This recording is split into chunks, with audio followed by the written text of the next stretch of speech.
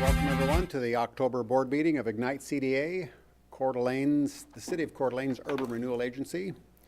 If you'd all rise for the Pledge of Allegiance.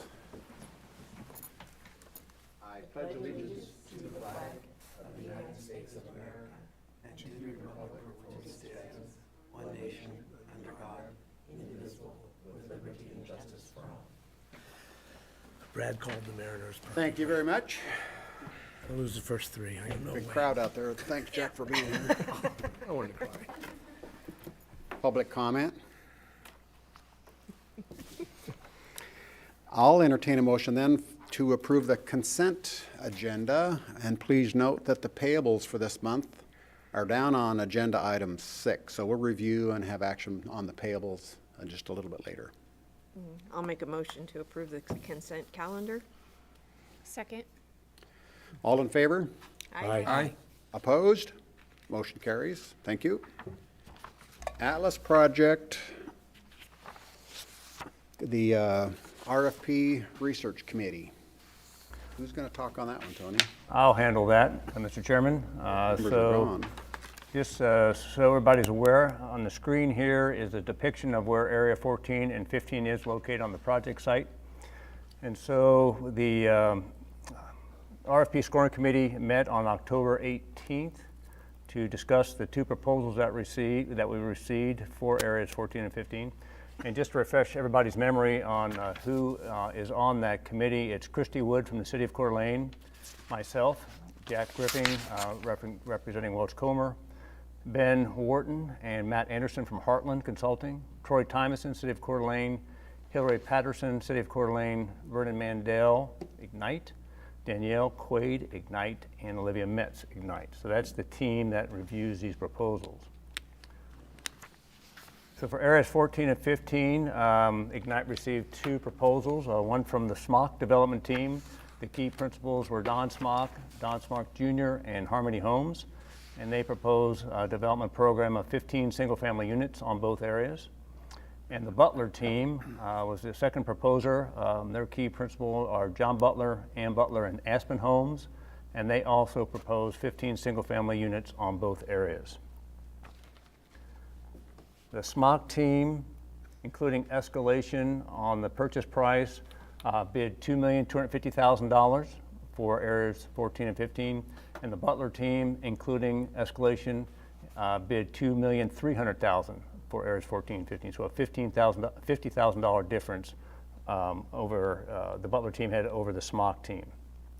So the committee members scored the proposal submitted per the RFP scoring matrix that was included in the RFP. There's a total of 200 points available for scoring, and the scoring matrix was broken down into three main categories: development experience, consistency with development standards and architectural design guidelines, and purchase price. So following the scoring and using that matrix, the team came up with a score for the SMOC team of 189 points and a score for the Butler team of 164 points. So given the scoring of those proposals, a motion was made by Wood that was seconded by Mandel to recommend the award of areas 14 and 15 to the SMOC development team. So that comes to the board for your consideration. And what I have on the screen here is a depiction, a few shots of what the SMOC development team has provided. They recognize that Area 14 is a little smaller than Area 15, so their home sizes will be a little smaller. They'll all be front end loaded, but they'll be just a little tad smaller than on Area 15, which you can see on this diagram here. So this is Area 14 and Area 15 with a little bit larger lots, but that's their site plan that they look to be having. And back here is going to be a retaining wall, so there's no alley behind this. This is going to be a boulder wall that it will be placed on site there. Couple depictions of the architecture that they're proposing. You can see they're all front end loaded with the driveway, the garages on the front end coming off the road. A little bigger home on Area 15.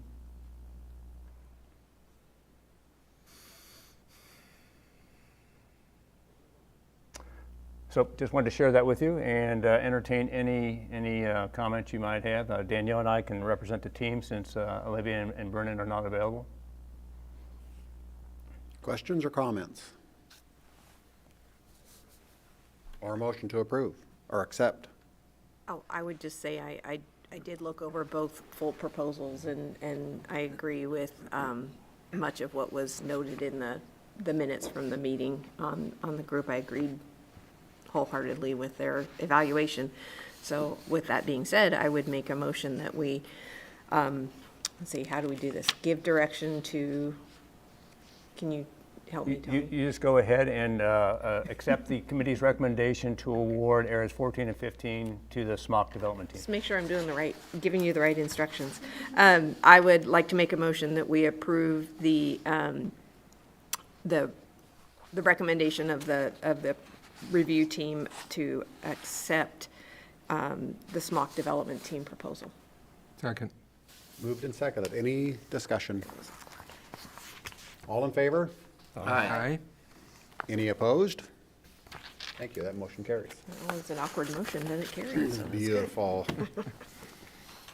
The Executive Director's Report. Thank you, Mr. Chairman. I'll go ahead and continue. I'd like to invite Jack Griffin up from Mulch Comer to kind of give an Atlas project update to the board. Welcome, Jack. Thank you.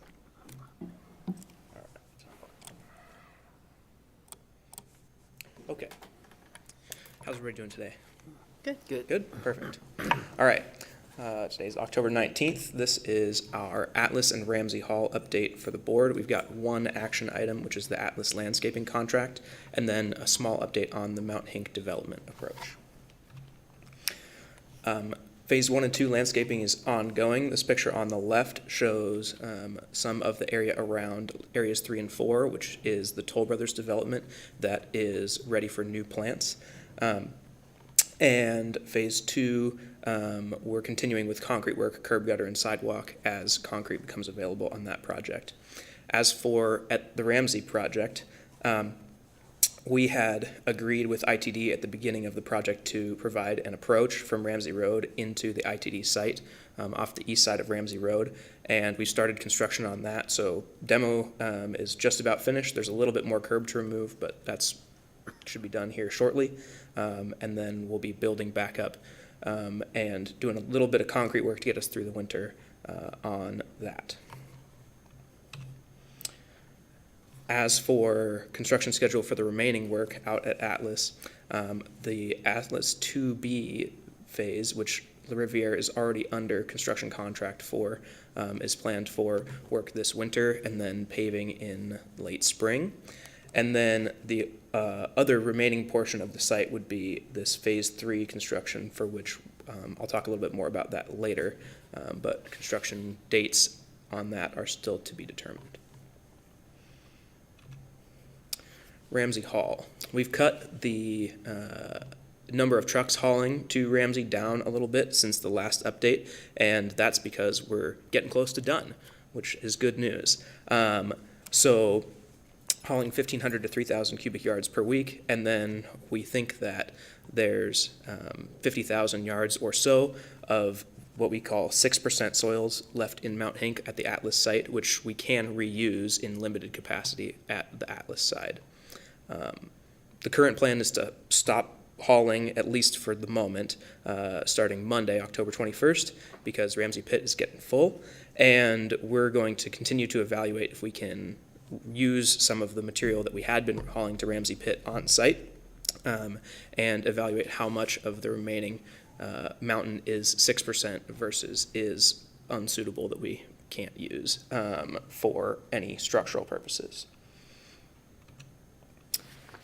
All right, irrigation and landscaping. So this slide just shows all the areas in green are what's covered by the irrigation and landscaping contract that is on the agenda for tonight. So almost exclusively street side landscaping through this whole site, including merging together with the park phase project that was completed earlier. This includes the phase 1 project scope as well as phase 2A and the phase 2B scope, which will be done at a later date. but they're all in the same contract, I should specify. Okay. This proposal has changed a little bit since the last time you saw it a couple months ago. The direction from the board was to remove about 20% of the cost and bring back a new proposal. So we've gone and done that. Just wanted to illustrate one of the spots that we had done that in. We tried to do very selective scope changes so that we're getting the best product that we can while reducing the cost. So, for instance, along Atlas Road, we haven't made any changes. These darker areas here at the intersection of Atlas and Vernier, those are still going to be planted per the original plan, per this rendering, right? You've got series of bushes and some smaller shrubs in and around those corners. Whereas once we get up into the residential portion of the development, we've selectively removed some of those bushes to bring that cost down as the board had directed.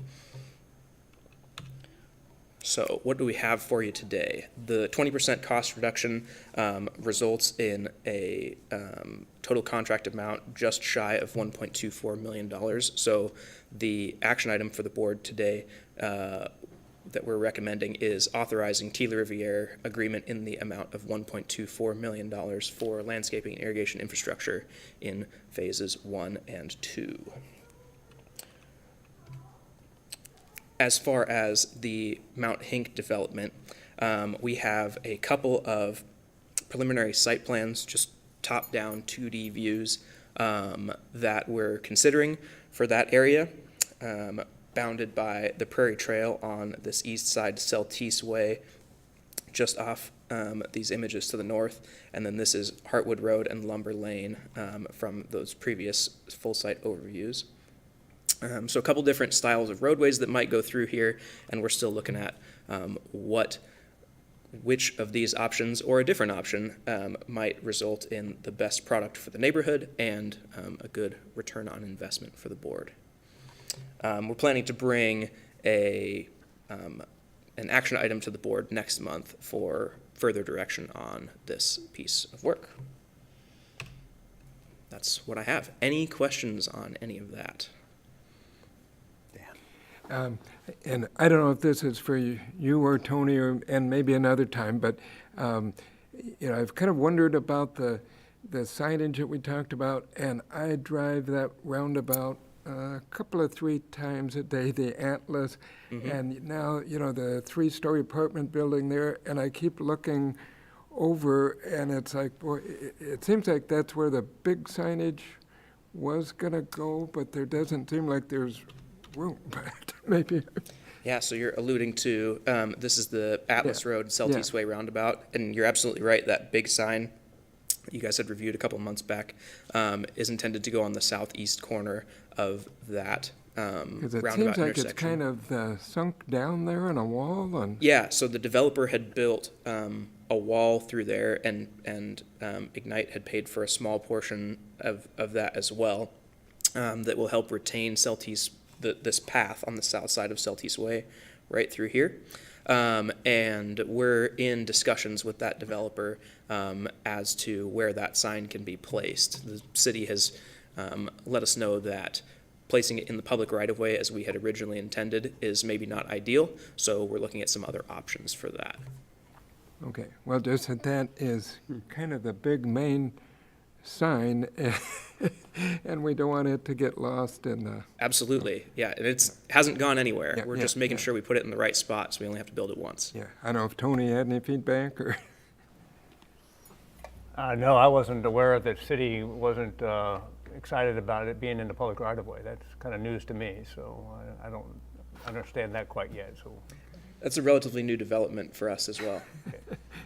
To be continued, okay. Any other questions, comments, concerns on this project? Comments, questions? We do need a motion to approve the reduced landscape budget for phases 1 and 2. We do need to take action on that.